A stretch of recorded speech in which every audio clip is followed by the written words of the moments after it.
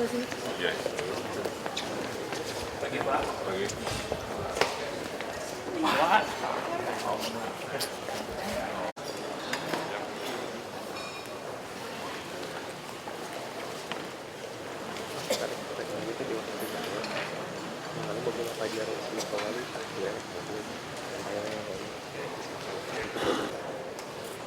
Assalamualaikum warahmatullahi wabarakatuh. Selamat pagi dan salam sejahtera untuk kita semua. Puja, puji, serta syukur kita panjatkan kehadirat Tuhan Yang Maha Esa, karena atas limpahan rahmat dan karunia-Nya lah kita semua dapat berkumpul di sini dalam acara seminar Fenomena Moda Transportasi Baru Kota Bandung di Era Digital pada hari ini, Senin 24 Agustus 2015. Dan perlu diinformasikan, agenda kita pada hari ini, acara akan diawali dengan pembukaan oleh MC, dilanjutkan dengan doa, dan akan dilanjutkan dengan laporan Ketua Panitia Penyelenggara dan sambutan dari tuan rumah. Setelahnya akan ada keynote speech dari Wali Kota Bandung, dan dilanjutkan dengan diskusi panel dengan narasumber dari perwakilan Gojek, perwakilan Uber, perwakilan Grab Taksi, perwakilan dari Erganda, dan Bapak Tri Basuki, Bapak Khairul Bajri SDMM, dan terakhir dari Fakultas Hukum Unpad. Dan setelahnya akan dipersilakan untuk istirahat. Setelah itu akan dilanjutkan dengan sesi tanya jawab dan setelah itu ditutup. Baik Bapak Ibu hadirin sekalian, mengawali acara kita pada pagi hari ini untuk menambah keberkahan acara, yaitu dengan pembacaan doa oleh Bapak Andal Syarifuddin. Bismillahirrahmanirrahim. Hadirin, mari kita sejenak bermunajat kepada Allah Zat Yang Maha Kuasa. Mudah-mudahan acara di pagi ini mendapatkan keberkahan. Astagfirullahaladzim. Bismillahirrahmanirrahim. Hamdan syakirin, hamdan na'amin, hamdan yuwafi ni'amahu wa yukafi mazidah. Ya Rabbana lakal hamd kama yanbaghi li jalali wajhikal karim wa 'azimi sultan. Allahumma ya adimas sultan, ya qadimal ihsan, ya daiman ni'am, ya kasirul judi, ya wasi'al 'ata, ya dafi'al balaya, sami'ad du'a, ya haliman la yajal salli ya Rabbi ala sayyidina Muhammadin wa ala alihi wa sahbihi ajma'in. Mengagungkan keagungan-Mu, karena itu ya Rahman, berkahilah kehadiran kami semua yang akan mengikuti seminar fenomena moda transportasi baru di era kita saat ini. Karena itu ya Rahman, berkahilah kehadiran kami untuk meningkatkan keimanan dan ketakwaan Padamu, agar kami istiqomah menegakkan kebenaran dalam menghadapi perkembangan keadaan saat ini. Tanamkanlah dalam jiwa kami semua rasa cinta tanah air, semangat membangun dan memelihara. Jauhkan ya Allah dari sikap merusak dan melantarkan. Ya Rahman, sungguh besar harapan dan permohonan kami senantiasa mendapatkan curahan nikmat dari-Mu, perlindungan dan apa yang tidak baik dalam pandangan-Mu, pertolongan atas ketaatan Padamu. Teguhkanlah hati kami dalam melaksanakan kebenaran selama hayat kami. Allahumma la qabida quluh, la qabida lima basyarta, wa la basyarta lima qalita, wa la hadiya lima adalta, wa la mudilla lima hadaita, wa la mu'tiya lima manakta. Rabbana taqabbal minna innaka antas samiul alim, wa tub alaina innaka antat tawwabur rahim. Rabbana atina fid dunya hasanah wa fil akhirati hasanah wa qina adzabannar. Sallallahu ala Muhammadin khairil qiyam ala alihi wasallam. Subhana rabbika rabbil izzati amma yasifun. Wassalamu ala mursalin. Walhamdulillahi rabbil alamin. Baik, dan selanjutnya mari kita dengarkan bersama laporan Ketua Panitia Penyelenggara yang akan disampaikan oleh Ketua Harian Dewan Pengembangan yang terhormat Ibu Dr. Anda Haja Kamalia Purbanianti, kami silakan. Yang terhormat Bapak Direktur Bina Sistem Transportasi Perkotaan dari Kementerian Perhubungan, yang terhormat Bapak Wali Kota Bandung, yang terhormat Bapak Dekan Fakultas Teknik Sipil dan Lingkungan dari ITB, yang terhormat seluruh narasumber yang hadir pada kesempatan ini, yang terhormat para undangan serta para pejabat publik di lingkungan pemerintah Kota Bandung. Hadirin peserta seminar yang berbahagia, puji dan syukur kami panjatkan kehadirat Allah Subhanahu wa Ta'ala karena berkat limpahan rahmat dan karunia-Nya pada hari ini kita masih diberikan kesempatan untuk dapat menghadiri acara seminar mengenai fenomena moda transportasi baru era digital di Kota Bandung. Sementara Kepala Bapeda di sini adalah sebagai Ketua Harian. Di dalam anggota Smart City terdapat banyak keterlibatan tokoh di luar pemerintah Kota Bandung yang diharapkan akan memberikan kontribusi yang sangat berharga bagi percepatan pembangunan kota yang sama-sama kita cintai. Hadirin yang kami hormati, Kota Bandung merupakan ibu kota Provinsi Jawa Barat. Di samping sebagai pusat pemerintahan, juga merupakan pusat perdagangan, bisnis, jasa, pendidikan, dan tujuan wisata dari berbagai daerah. Dalam penyediaan layanan transportasi perkotaan, diakui bahwa kondisi layanannya masih belum memadai. Berangkat dari keinginan untuk memberikan layanan transportasi yang terbaik untuk warganya, pemerintah Kota Bandung memiliki komitmen untuk mendukung segala bentuk pelayanan transportasi yang bermanfaat bagi masyarakat dan dapat memenuhi kebutuhan pergerakan masyarakat. Belakangan ini muncul adanya fenomena unik dan menarik terkait layanan transportasi tersebut. Fenomena tersebut adalah munculnya moda transportasi baru yang memanfaatkan teknologi informasi dan komunikasi di era digital. Di era digital ini, fenomena ini sendiri menjadi ramai baik di Kota Bandung maupun di Indonesia karena dapat diakses dengan mudah oleh masyarakat dan bersentuhan langsung dengan bisnis layanan transportasi existing. Beberapa di antaranya yang mendapat perhatian paling tinggi untuk layanan transportasi jenis ini adalah kehadiran Gojek, Grab Taxi, dan Uber Taxi yang memanfaatkan teknologi informasi dan komunikasi dalam memberikan layanannya. Konsep ini pada dasarnya sejalan dengan konsep Smart Transportation yang sedang dikembangkan oleh pemerintah Kota Bandung yang mendorong penggunaan teknologi, informasi, dan komunikasi untuk memberikan layanan terbaik bagi masyarakat. Namun ketika teknologi tersebut memberikan layanan angkutan barang dan orang serta memungut uang dari jasa, perlu adanya pengelolaan dan aturan yang pasti dengan melakukan pembahasan dan analisa mendalam terhadap seluruh aspek yang berkaitan dengan pemberian layanan kepada masyarakat yang lebih luas, seperti jaminan layanan, jaminan keselamatan dan keamanan, transparansi terhadap pengguna dan regulator, bebas dari unsur penipuan dan tidak merugikan pihak lain, serta aspek-aspek lainnya. Hadirin yang kami hormati, pada kesempatan ini izinkanlah kami menyampaikan laporan pelaksanaan kegiatan sebagai berikut.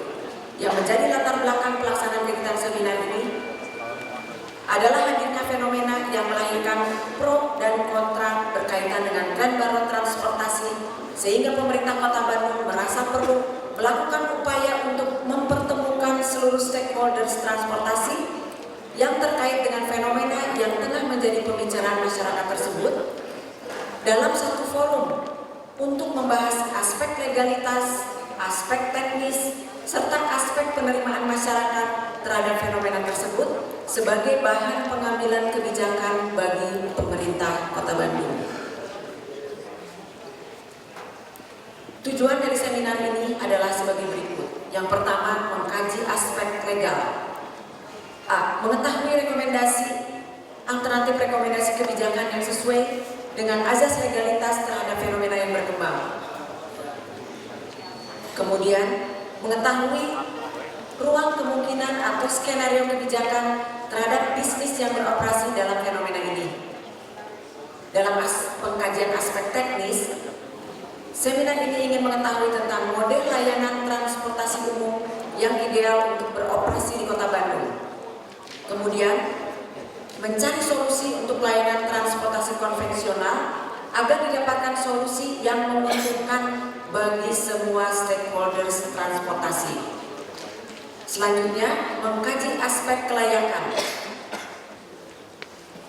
Diharapkan seminar ini mampu menjawab pertanyaan, apakah fenomena ini layak atau tidak untuk beroperasi dalam menjawab kebutuhan masyarakat Kota Bandung. Kemudian juga untuk mengetahui segmen pasar yang terkena dampak dari fenomena ini. Sehingga output yang diharapkan dari seminar ini adalah 1. Rekomendasi dan batasan aspek legal yang harus dipenuhi moda transportasi baru dalam fenomena ini. Yang kedua, rekomendasi dan batasan aspek teknis yang harus dipenuhi bagi moda transportasi baru dalam fenomena ini. Yang ketiga, rekomendasi dan batasan aspek kelayakan yang harus dipenuhi bagi moda transportasi baru dalam fenomena ini. Waktu dan tempat, acara dilaksanakan pada hari Senin, tanggal 24 Agustus 2015, bertempat di Aula Barat UTP, Jalan Ganesha nomor 10 Bandung. Peserta dan narasumber. Peserta, seluruh stakeholders terkait yang diharapkan mewakili fenomena transportasi sekarang ini, baik dari pelaku, regulator, serta masyarakat sebagai pengguna moda transportasi. Adapun narasumber terdiri dari pelaku bisnis transportasi, organda, perwakilan ojek pangkalan, serta akademisi yang akan mengupas secara mendalam seluruh aspek dan fenomena yang menjadi tema seminar. Tahapan pelaksanaan kegiatan seminar adalah sebagai berikut. Pertama adalah keynote speaker dari Bapak Wali Kota Bandung, kemudian panel dari beberapa narasumber sesuai bidangnya masing-masing, yang selanjutnya akan ada diskusi tanya jawab yang akan diselenggarakan setelah makan siang dengan alokasi waktu yang cukup panjang. Kemudian penutupan perumusan hasil seminar.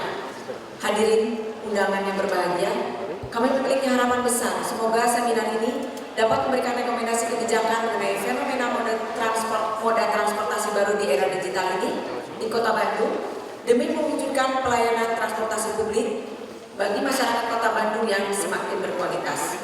Kami menyadari bahwa dalam penyelenggaraan seminar ini masih terdapat banyak kekurangan, sehingga segala kritik dan saran masukan yang bersifat membangun untuk penyempurnaan sangatlah kami harapkan. Pada kesempatan ini, perkenankan pula saya menyampaikan terima kasih kepada Institut Teknologi Bandung yang telah menjadi tuan rumah bagi penyelenggaraan kegiatan ini, juga kepada seluruh anggota panitia penyelenggara yang sudah bekerja keras selama ini untuk menyiapkan seminar sehingga bisa terselenggara pada hari ini.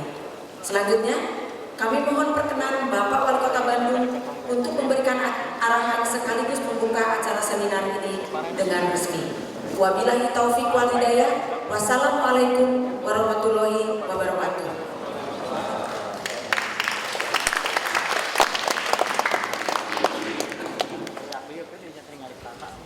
Buat saya, masalah transportasi adalah masalah yang never ending story. Masyarakat selalu berubah dari waktu ke waktu. Tuntutan masyarakat atas jasa pelayanan transportasi selalu meningkat. Kebutuhan yang harus dilayani dari waktu ke waktu juga meningkat karena jumlah manusia bertambah, apalagi di perkotaan. Tingkat ekonomi, tingkat kesejahteraan masyarakat meningkat. Sementara itu perkembangan teknologi, khususnya dalam hal ini teknologi komunikasi dan informasi juga sangat pesat. Oleh karena itu, tuntutan keseimbangan antara tuntutan masyarakat dan sistem yang menyediakan jasa layanan transportasi juga akan selalu berubah dari waktu ke waktu. Dan oleh karena itu, tadi saya sebut ini never ending story. Masalahnya adalah seberapa jauh sistem mau mampu melayani kebutuhan.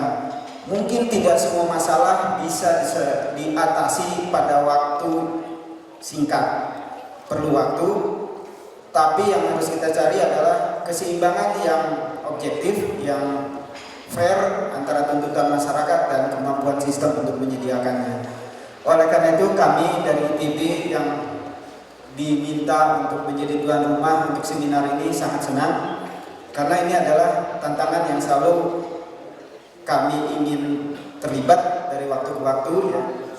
Dan kemudian tentu saja terima kasih saya sampaikan atas nama ITB kepada semua pihak, khususnya Pak Wali Kota, kemudian juga Bapeda, dan yang dalam ini juga dikomandai oleh Kepala Bapeda menjadi Ketua Panitia, seluruh jajaran panitia, para pembicara baik dari stakeholders maupun dari akademisi, kemudian juga seluruh partisipan, seluruh hadirin yang bisa hadir hari ini dan insya Allah akan terlibat secara aktif dalam diskusi ini. Saya yakin bahwa acara ini maksudnya baik dan oleh karena itu kita berharap akan memberikan hasil yang baik. Pertama, saya yakin bahwa acara ini akan mengembangkan kesepahaman antara berbagai pihak yang hadir hari ini, mungkin yang mewakili berbagai kepentingan yang ada, yang selama ini saya kira juga sedikit banyak punya sisi pandang yang mungkin berbeda di sana sini. Tapi dengan acara ini mudah-mudahan kita akhirnya sepaham, punya titik pandang yang konvergen, dan juga mungkin akan muncul juga harapan kita ide-ide yang konstruktif yang akan kita bisa jalankan bersama sesuai dengan perannya masing-masing. Dan tentu saja kita juga berharap dari acara ini akan muncul masukan-masukan yang akan bisa dijadikan dasar oleh semua pihak yang terkait untuk melangkah ke depan memperbaiki transportasi Kota Bandung yang insya Allah kalau kita bisa keluar dengan solusi yang konsumsif dari acara ini, maka ini akan menjadi model untuk kota-kota besar lainnya di Indonesia, insya Allah. Dan last but not least, tentu saja saya sampaikan selamat berdiskusi buat semuanya. Semoga apa yang kita lakukan hari ini akan diridhoi oleh Allah Subhanahu wa taala dan kita akan memberikan kontribusi yang maksimum untuk masyarakat Kota Bandung dan Indonesia secara umum. Saya kira itu. Terima kasih sekali lagi untuk semuanya. Wabillahi taufiq wal hidayah. Wassalamualaikum warahmatullahi wabarakatuh.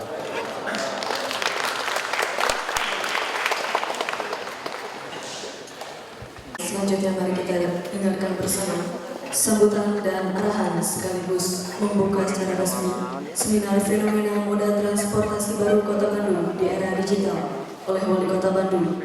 Kepada yang terhormat Bapak Muhammad Ridwan Kamil STMUD, kami silakan.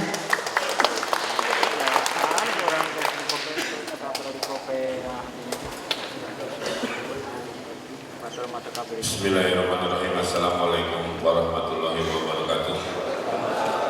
Sampurasun.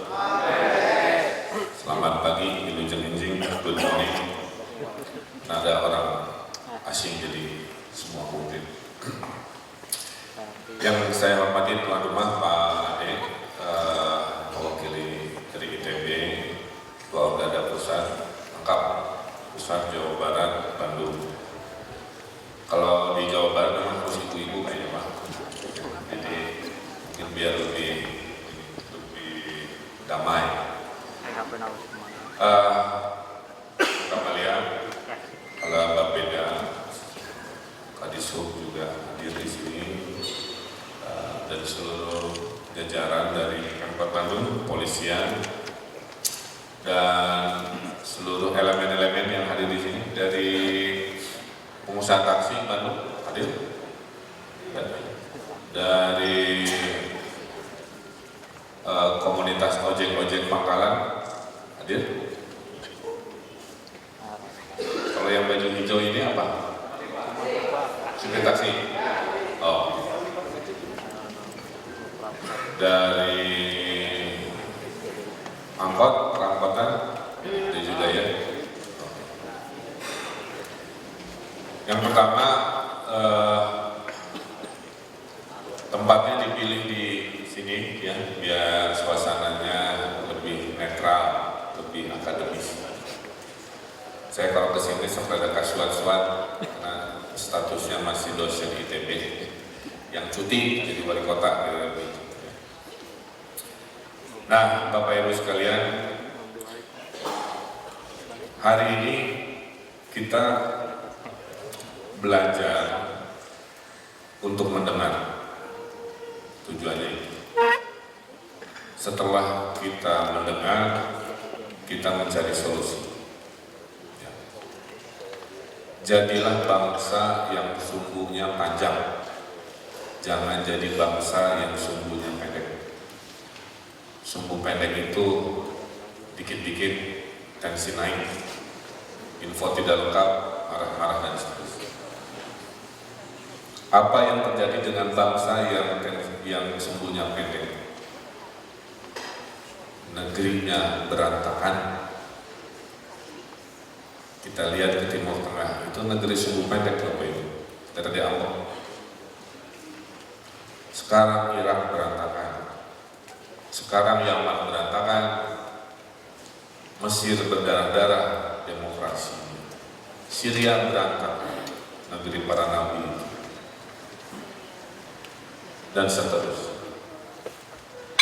Kita harus berbeda, kita harus menjadi negeri yang penuh dengan rasa toleransi, penuh dengan keilmian-keilmian.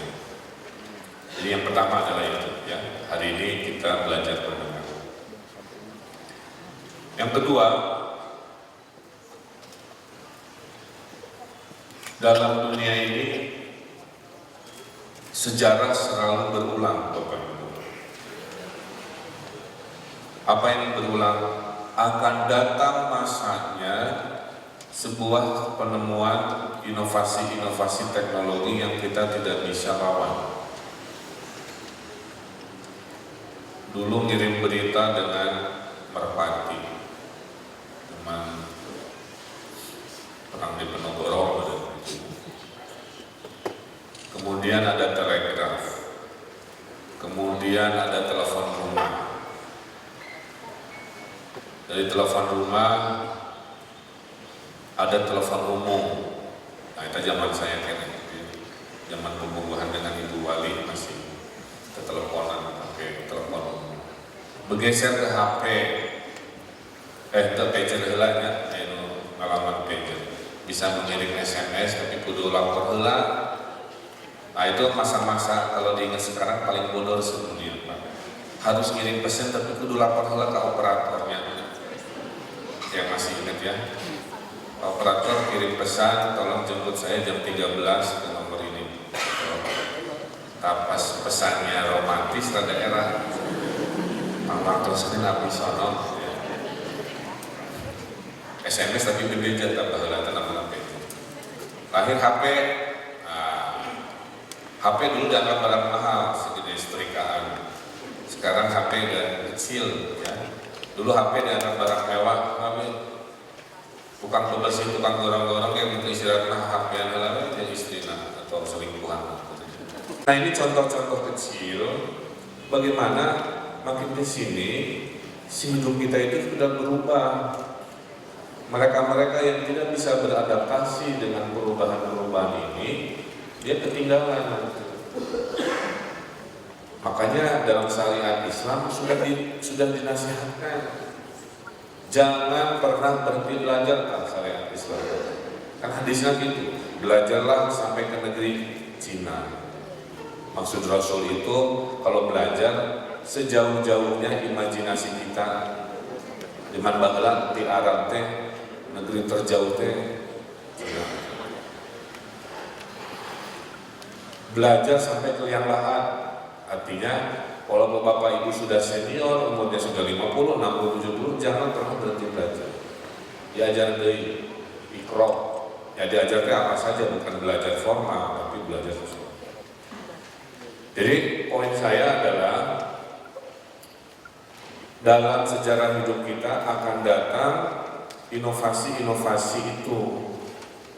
Pilihannya kita beradaptasi sehingga kita ikut menjadi gelombang yang terus berhasil, atau kita menolak. Nah, biasanya yang menolak pasti umurnya pendek, ya, karena dia tidak bisa berinovasi. Contoh yang umurnya pendek, ya bukan nyebutin merek ya, tapi kelihatannya sudah ketinggalan. Itu merek Nokia. Dulu Nokia berjaya ya, karena nggak bisa beradaptasi bahwa HP zaman sekarang adalah smartphone. Sekarang Samsung yang menjual. Lalu dulu siapa yang membeli Samsung? Jadi kira-kira begitu. Nah, jika kita hubungkan kemajuan inovasi dunia ini dengan transportasi, sama juga. Transportasi ini juga sedang mengalami yang namanya inovasi-inovasi. Kalau tidak ada halangan, akhir tahun juga kita akan bangun cable car, ya, kereta gantung untuk menghubungkan bukit ke bukit. Nah, dalam konteks transportasi, karena masyarakat makin pintar, masyarakat menuntut pelayanan lebih baik. Siapa yang tidak bisa memberi pelayanan lebih baik, dia akan kalah daya kompetisi. Apa itu? Nah, warga sekarang lebih suka yang namanya dijemput, bukan menyetop. Sehingga pertanyaannya, kenapa dijemput? Karena itu yang paling nyaman. Modal komunikasi, memesan sesuatu, datang si yang dipesannya itu. Maka kalau ada taksi bisa dipesan, pasti itu yang diminta oleh warga. Kalau ada ojek bisa dipesan, pasti itu yang disukai oleh warga. Kalau makanan bisa mudah dipesan tanpa reward, pasti itu yang dipilih. Semua bisa dipesan, kecuali pengantin sebenarnya. Nah, dalam konteks ini, bagi para pengelola transportasi, kita harus berpikir itu, zamannya akan bergeser ke sana. Siapa yang bisa beradaptasi, siapa yang bisa memahami perubahan zaman, siapa yang bisa ikro melihat inovasi-inovasi, insya Allah umur bisnisnya panjang. Nah, dalam konteks ini hanya 20-25% warga Bandung itu naik kendaraan umum. Pertanyaannya, kenapa begitu?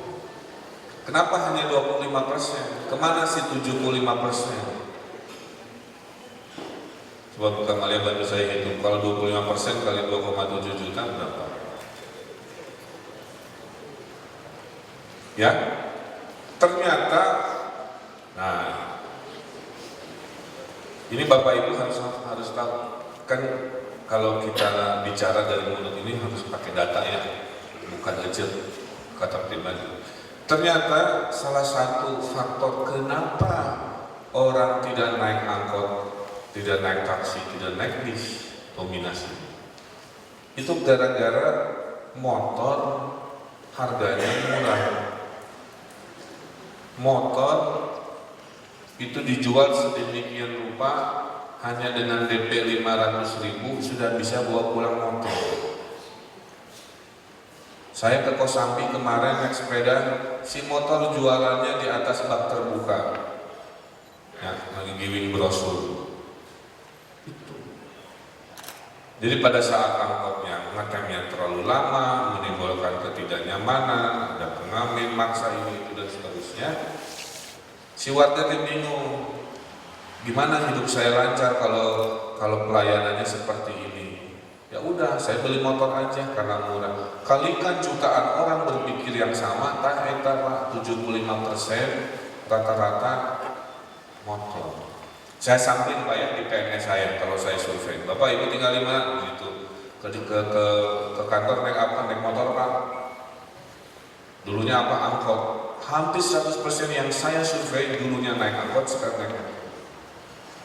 Jadi kesimpulan penelitian ini menunjukkan bahwa musuhnya angkot itu adalah industri motor yang begitu murah ke warga kota.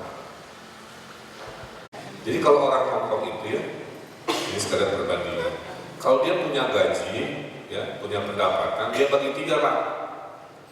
Sepertiga buat sembako sehari-hari, sepertiga dan biaya sehari-hari, ya. Sepertiganya itu dipakai untuk nyicil properti biasanya. Sepertiganya buat tabungan. Kalau di kita kalau punya gaji 100% harus buat kontrak rumah, harus buat sehari-hari sembako, harus transportasi. Nah, ini membedakan bahwa dunia lain cara mengatur sehari-harinya berbeda. Karena apa? Karena kalau di Hongkong 75%-nya naik public transport, 25-nya yang pribadi. Kurang mati balik. 75-nya memaksakan diri punya kendaraan pribadi, 25%-nya naik kendaraan. Jadi kalau kita mau kompak itu adalah kita harus berjuang bersama-sama mengambil si pasar yang 75% untuk dibalik, lihat, untuk dibalik menjadi 75 naik kendaraan umum, 25 pribadi gitu. Yang sering saya lihat selama ini, kita ini ribut urusan si 25%. Sudahkah kita ini 25%? Setiap ada, dalam pendapat saya ini, setiap ada wacana-wacana, seolah-olah kita meributkan yang jatah 25%. Padahal harusnya kita berkampanye, supir-supir taksinya juga dengan pelayanan baik, buktikan pelayanannya nyaman, sehingga si 75% beralih ke kelompok yang naik public transport. Itu yang saya maksud, kita harus jernih berpikir. Apakah kehadiran misalkan Gojek gitu ya, betul nggak mengancam ojek pangkalan? Jangan-jangan marketnya beda gitu. Jangan-jangan si ojek panggilan ini, Gojek ini, jangan, saya juga nggak tahu. Itu dia mengambil market si 75% itu, bukan market yang 25%. Tapi kita selalu berpikir seolah-olah kalau ada hal-hal baru di dunia transportasi, seolah-olah ini semua akan berlomba-lomba berebut kue yang 25% ini. Saya juga bingung, ada pengusaha, ada orang jadi supir Gojek itu, ojek panggilan itu bisa sampai 10 juta lebih per bulan. Kenapa Pak? Sederhana, kalau ojek pangkalan dia nongkrong, jaga warung, ramenya itu hanya pagi hari atau pulang kerja. Di antara pagi hari dan pulang kerja, saya juga sering lihat ojeknya ya santai, dangdutan, baca buku, sesekali ada penumpang. Tapi ramenya bukan di situ.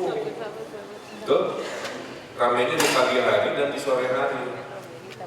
Padahal Bapak Ibu ada kebutuhan orang-orang untuk bergerak bukan di pagi hari dan bukan di sore hari. Butuh membelikan barang, butuh beli makanan, butuh rapat dari satu tempat ke tempat lain. Enggak ada, masa harus ke ojek pangkalan dulu. Nah itu contohnya ya, logika-logika, ada kebutuhan masyarakat baru, tapi logikanya belum nyambung dengan logika yang sekarang. Disangkanya mungkin ya, Gojek ini akan mengambil alih mata penghasilan ojek pangkalan. Kalau konsumennya betul-betul sama, saya kira valid kan. Dilarang-larang kayak di Sekalwa masih ada sebenarnya Gojek dilarang masuk. Tapi kalau terbukti ternyata bukan itu marketnya, ya, marketnya adalah yang 75%, justru harus didukung supaya masyarakat tidak beli motor banyak-banyak, tapi pergunakan transportasi publik. Nah maksud saya itu logika-logika itu yang harus kita pahami dulu. Dengan semangat kita mencari solusi. Nih kepada supir taksi, saya sampaikan curhatan warga. Pak, itu orang Ujung Berung, siap. Taksi mah hararese ke Ujung Berung, kedaikan ke Ujung Berung. Oh gitu, nya disangka jauh, tapi mah jawabannya terhadap orang Ujung Berung. Kan sama-sama warga Bandung harus bergerak dia, tapi karena nggak ada pelayanan taksi dia ribut. Padahal dia mau naik taksi, tapi supir taksinya bunga ngantar ke Ujung Berung. Apa yang terjadi? Nggak ada pilihan. Kenapa nggak ada pilihan? Akhirnya beli motor. Padahal tadinya dia mau. Nah gitu kan? Jadi bisa nggak menjawab kebutuhan itu? Kedua, banyak taksi terpakai argo. Tidak adil. Dan itu melanggar. Kita tutup mata kan? Yang dirugikan siapa? Penumpang. Hidup kita tidak adil, tidak jujur, dipaksakan tidak pakai argo. Padahal aturannya sudah jelas. Wal barokah rezekinya kalau tidak adil. Karena ada doa-doa orang yang marah tapi tidak tersampaikan. Ada doa-doa orang yang kesal tapi tidak tersampaikan.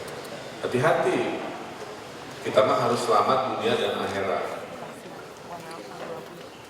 Ya, ada juga taksinya butuh tidak ber-AC. Saya pernah, terus belum soek-soek ke AC-nya, kaca PC dibuka, supir ngudut, bukan Bandung pisan. Yang betul supir somea, ya ngajak ngobrol. Taksinya ber-AC, argonya jelas. Karena saya korban taksi tidak berargo pernah menyamar di Oman, Hayat, paksa bayar 20.000, maksa. Nah jadi pahami juga Pak, jangan selalu berpikir dari sisi oh saya supir taksi ini tuntutan saya pengelola taksi tuntutan saya.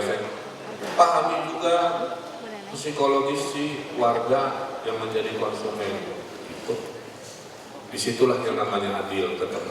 Disitulah hari ini orang ngobrol curhat kan begitu. Nanti di akhir proses saya kembali kepada norma-norma di Republik ini. Harus adil, ya, harus sesuai aturan dan sebagainya. Itu sederhana. Jadi bukan Pak Wali berpihak ke dia. Saya ini surga nerakanya tipis lah. Teradil teuing ka dia nerakanya paling cepat, nauzubillah. Tapi lamun adil cek syariat Islam surgana panggancana gitu. Jadi makanya hari ini saya memutuskan harus dengar dulu. Karena disinilah aspek keadilan yang harus kita sampaikan. Ya. Saya kira itu, mari kita buka hati kita, buka telinga kita dengarkan, masing-masing dapat kesempatan untuk menyampaikan keluhannya, apanya, insya Allah dengan itu kita. Dan budaya seperti ini harus dibiasakan di Kota Bandung. Ya. Budaya menyelesaikan masalah dengan duduk bersama, ya. Bukan pakeran-pakeran di lapangan. Kayak kemarin mogok pedagang ayam, ya di operasi pasar selesai. Kenapa harus mogok? Pak ada aspirasi? Ya kalau aspirasi duduk aja, kita ngobrol. Kan tujuan demo itu katanya ingin menyampaikan aspirasi. Kan saya membuka diri untuk mendengar aspirasi. Kenapa? Kecuali motivasi demonya itu untuk menarik perhatian. Nah, itu mah susah. Mau didengarin bagaimanapun kami harus demo untuk menarik perhatian, itu beda. Nawaitunya udah lain. Tapi kalau nawaitunya ingin berkomunikasi, merasa komunikasi terhalang, ya saya sebagai wali kota pasti membuka diri untuk komunikasi. Nah, seperti itu. Saya kira itu ya Bapak Ibu yang bisa saya sampaikan. Tetap semangat ya. Bandung insya Allah membaik Pak. Laporan dari KPK tingkat korupsi sudah turun ya, alhamdulillah. Kemudian pelayanan publik juga raportnya sudah hijau. Kebersihan kota juga udah atur lumayan. Scoring Adipura udah mencapai titik paling bawah, tapi yang layak. Jadi ini kota makin baik. Saya juga yakin banyak turis-turis makin datang ke Bandung ya sejak KAA. Nah, titik pelayanan jangan sampai mengecewakan. Itu saja. Selamat berseminar. Mudah-mudahan kita mendapat hasil untuk kepentingan semuanya, baik masyarakat maupun pelaku. Dengan mengucap Bismillahirrahmanirrahim, seminar fenomena moda transportasi baru di era digital ini secara resmi saya buka. Terima kasih. Billahi taufiq wal hidayah. Wassalamualaikum warahmatullahi wabarakatuh. Acara pembukaan seminar pada hari ini, dan acara akan dilanjutkan dengan diskusi panel yang akan dipandu sepenuhnya oleh moderator. Untuk itu terima kasih atas perhatiannya. Mohon maaf atas segala kekurangan selama acara pembukaan berlangsung. Wabillahi taufiq wal hidayah. Wassalamualaikum warahmatullahi wabarakatuh dan selamat siang. Moda transportasi di era digital, maksudnya setiap ada inovasi baru selalu menimbulkan dinamika ya. Makanya dalam dunia internasional inovasi yang menimbulkan dinamika itu disebut disruptive innovation kira-kira begitu. Nah, hari ini kita dengarkan semua pihak, ada dari Gojeknya, ada dari Ubernya, ada dari Grab Taksi, dari Organdanya, mewakili elemen-elemen masyarakat. Kuncinya mah dengerin aja dulu, kan begitu. Karena banyak asumsi-asumsi yang mungkin tidak dipahami, karena tidak dipahami jadi persepsi, kemudian diambil sebuah keputusan yang tidak lengkap. Kalau sudah dilakukan ini masih berbeda pendapat, tidak ada masalah. Nah, setelah ini saya nunggu rekomendasinya, apakah ada solusi legalitasnya, kan begitu ya, apakah ada solusi perubahan pelayanannya dan seterusnya. Pada akhirnya sebagai wali kota saya akan ambil keputusan. Kalau ternyata secara legal tidak ada solusinya, berarti inovasi ini belum bisa diizinkan sampai nanti ketemu format legalitas sederhana itu. Jadi saya nunggu hasil rekomendasinya seperti itu. Tapi kalau ternyata ada inovasi legalitasnya dalam bentuk satu dan lain hal, kenapa tidak? Karena yang harus kita utamakan adalah pelayanan kepada warga. Kayak tadi saya bilang, warga di ujung Berung nggak dapat pelayanan taksi, itu gimana? Masa dibiarkan? Kan berarti kalau dia ternyata bisa pakai inovasi, panggil transportasi di dekat ujung Berung gitu ya, kan diuntungkan juga. Jadi kira-kira begitu. Nah, ini juga kami melatih warga Bandung untuk belajar duduk dengan tenang, jangan dikit-dikit sumbunya pendek gitu kan. Maka dipilihnya tempatnya di ITB biar lebih tanda kutip ada aura pendidikan ilmiah dan itu aja sih. Pak, masih ada spanduk penolakan di depan dari... Sudah diduga, kan saya udah bilang tiap orang punya pendapat masing-masing, nggak ada masalah. Nggak bisa dipaksakan, nggak ada demo, kan itu mah demokrasi. Pak, kalau sistem Uber sendiri mungkin bisa diterapkan di taksi Udah, taksinya Ibu Neneng udah ya, pakai sistem apa? Aplikasinya? Sistem aplikasi itu sistem udah online. Yang Rinar ini udah ya? Nah udah. Jadi Hari ini udah disiapkan. Rinar ini terinspirasi juga dari sistem itu ya, untuk bisa manggil taksi dengan smartphone ya. Kenapa tidak kita diterapkan nanti wali kepada yang berizin. Ya. Pak, kalau kesiapan Pemkot sendiri dari sisi legalitas, apakah menunggu atau? Ya nunggu rekomendasi ini, kan nanti ada makanya kalau boleh ikut aja, biar dengar panel keduanya tentang legalitas. Pak, kan taksi Uber itu kan resikonya tinggi, kenapa nggak membina yang sudah ada aja gitu Pak? Kan saya bilang, jawaban saya datang dari hasil seminar ini. Semua pertanyaan wartawan yang tadi sifatnya substansi itu dijawab di sini.